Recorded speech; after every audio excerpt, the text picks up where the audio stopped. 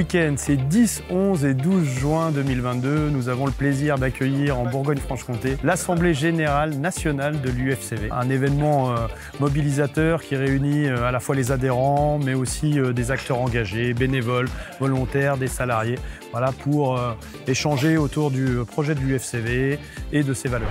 Concernant le vendredi après-midi, sur la table ronde ouverte aux partenaires, au public, le parti pris c'était d'avoir une thématique qui est vraiment ancrée dans les travaux qui sont faits actuellement autour du projet éducatif de l'UFCV. Donc on s'est dit qu'on allait utiliser une thématique ouverte qui peut mobiliser un maximum de partenaires, qui est celle de la pédagogie sous toutes ses formes.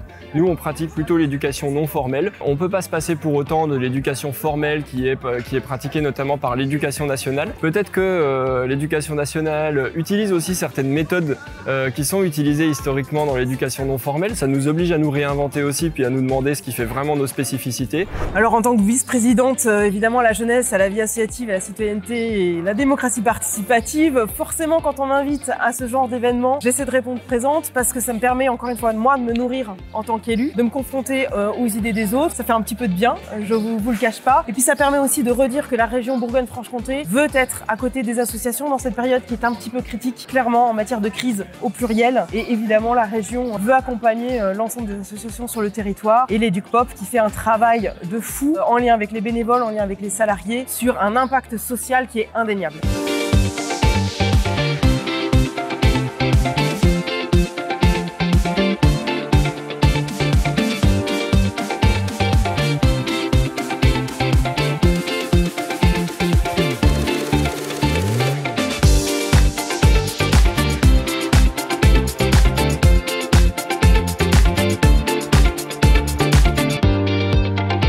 Alors il faut savoir qu'en Bourgogne-Franche-Comté, il y a une vie associative qui est quand même dynamique tout au long de l'année.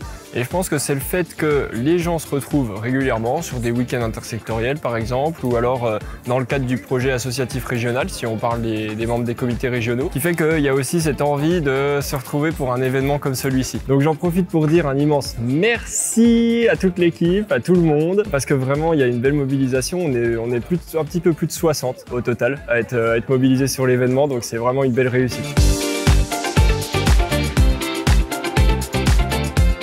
Le Forum des régions, c'est l'occasion de mettre en valeur les pratiques régionales, des initiatives, des expérimentations qui sont source d'innovation pour l'UFCV et qui potentiellement peuvent contribuer à transformer la société du point de vue pédagogique et éducatif. Du coup, moi, c'est Marie Toumelin, donc je suis la binôme de Vincent en service civique à l'UFCV.